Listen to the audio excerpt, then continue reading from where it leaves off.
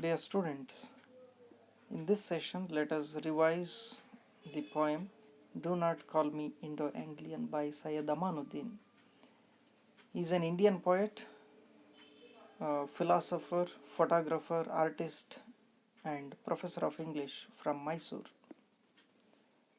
His works capture the essence of human experience such as joy, happiness, love, pain, suffering, and death.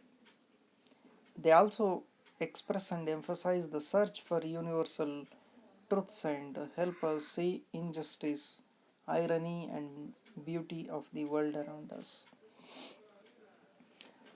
He completed his BA and MA from University of Mysore. Later he completed his PhD from Bowling Green State University in the United States of America. Later he took up a profession of teaching at Osmania University, Hyderabad, and also he worked at Bowling Green University and even Morris College as a professor of English. This poem is different in the sense he breaks the rules of English language, punctuation, and so on. He also breaks the way a writer is identified. In that sense, he is against the people who label the poets or writers. Therefore, observe the poem and its form. It's written in free verse, number one, and number two, there are no capital words used here. There's no capitalization. And even punctuations are also hardly they are seen. Okay. Let's see what the poet expresses in his poem and later discuss the sign. The poem begins in this way. No, I don't want to be a hodgepodge of culture, a confusion of language, a nullity of imagination, an abortive affair between an Indo and an Anglo. I hate hyphens, the artificial bridges between artificial values in the name of race, religion, and language. I damn all hyphenated minds, prejudiced offsprings of unenlightened souls. I denounce all labels and label makers. I refuse to be a moonrock specimen, to be analyzed, labeled, and stored for a curious, gloomy fellow to reanalyze. Classify me for shelving me. Again, they call me Indo Anglian. I don't know what they mean. Please read this NOW as KNOW. I don't know what they mean. Kaveri flows in my veins. Chamundi hills rise in my mind with stars afloat. Eyes of the goddess smiling on the slain demon. Brindavan fountains sing in my soul. But I am not tied down to my childhood scene. I have led languages by their ears. I have twisted creeds to force the truth out. I have burned candles in the caves of prejudice. I have surged in the oceans of being. I have flown across the universe on the wings of my thought. They call me Indo Anglian, the mistaken, misinformed folk, and class me with a small group of writers, cloistering me, crippling me. I would rather roam with Kalidasa and Kabir, or go on a spiritual journey with Dante, mediate with Khayyam on the mathematics of existence, or sing with Ghalib the anguish of love, or drown with Li Po kissing the moon's reflection in the river. It's true I write in English, dream in the language of Shakespeare and Keats, but I am not an Anglo, my friend.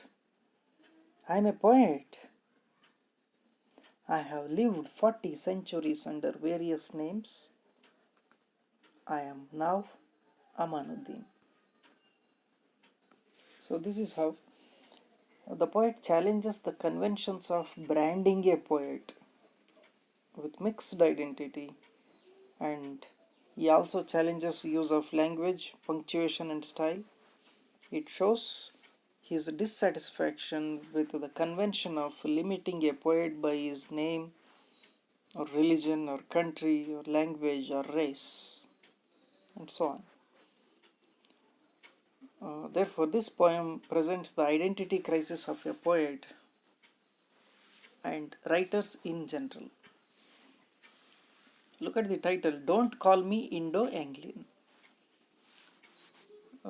Please understand this idea of naming a writer. Now, if a writer writes in Kannada, he is a Kannada writer. If somebody writes in English, he is English writer.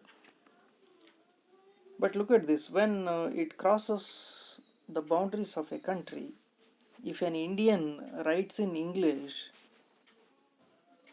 such a writer, he or she is given this title as Indian writer writing in English, called as Indo Anglian writer.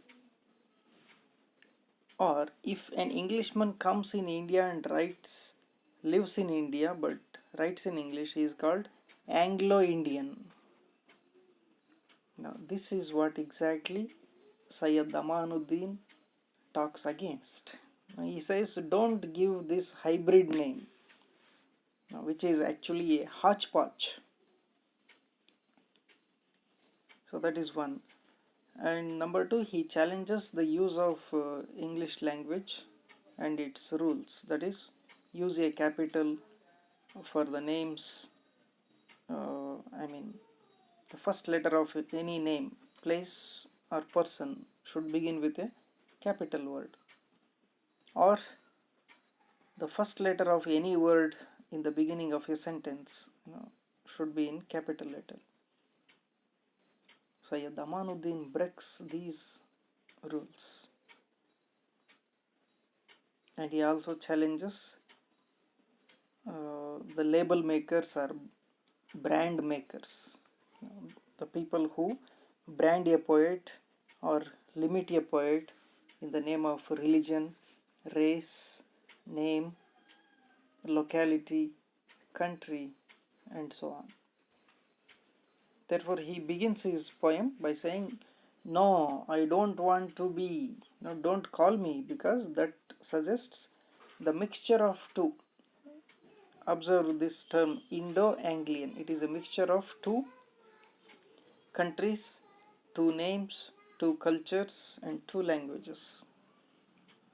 Therefore, he says, I don't want to be a mixture. Hodgepodge is something of this, something of that, a mixture of culture. Confusion of language. Indo Anglian, what language? Indian. There are more than 20 official languages, and English is one. So, around 20 plus 1 or 22 plus 1. What language? And imagination. Where do I imagine my where do I imagine, in which language? So he calls this an abortive affair, a failed, unsuccessful relationship, to call someone Indo-Anglian or Ando-Anglian or Afro-American and so on. He also rejects this kind of artificial bridging. By using an hyphen, we can bridge Anglo and India and England, or English is both mixed here. Indo Anglian. He says it is an artificial bridge which doesn't have value.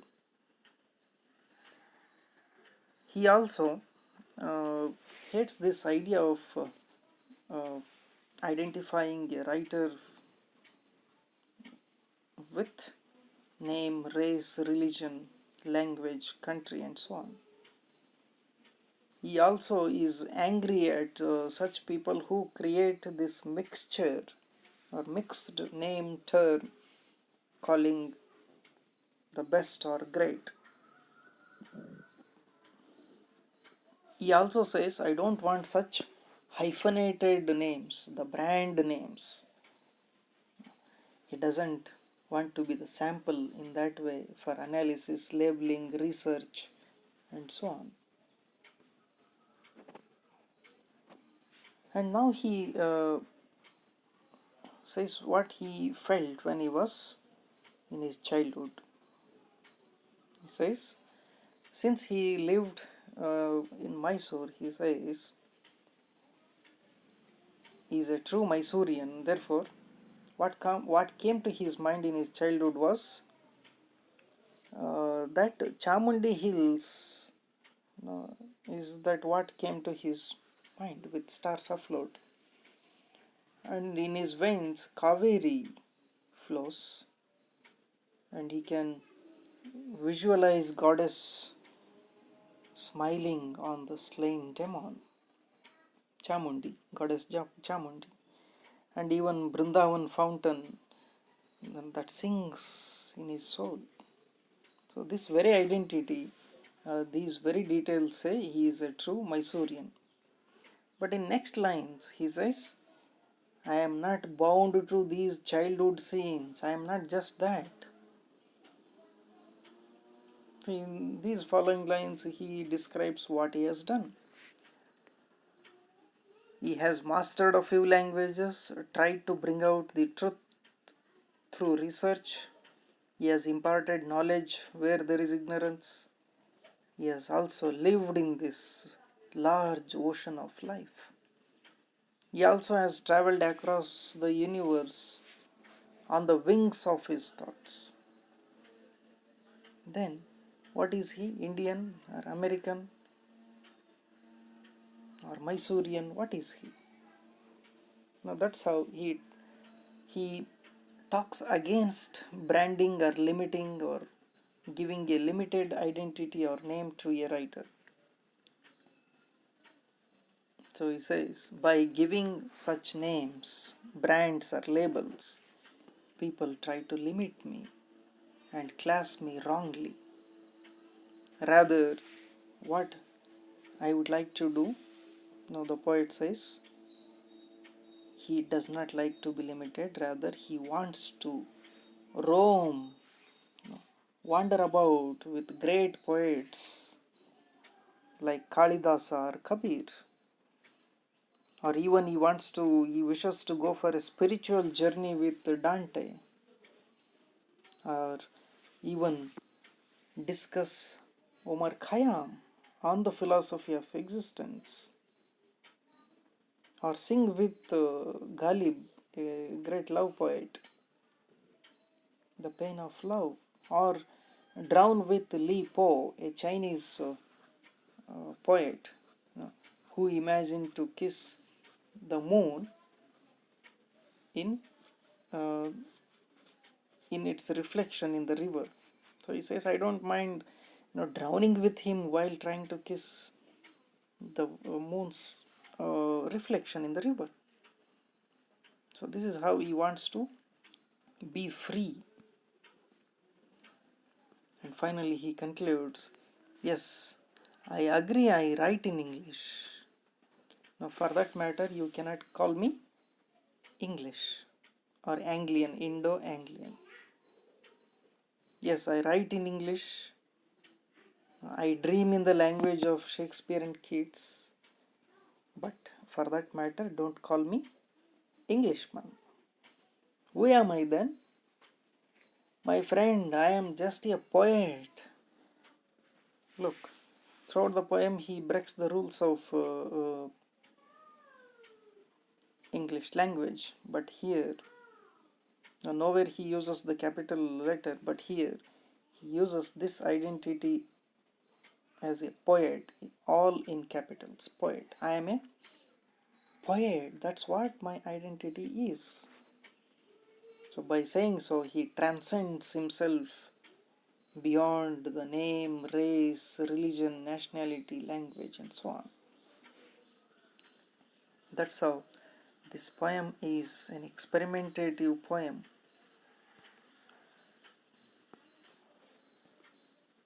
Alright, I hope it is understood. Finally, consider these points in recap to understand what we discussed in this session. Thank you.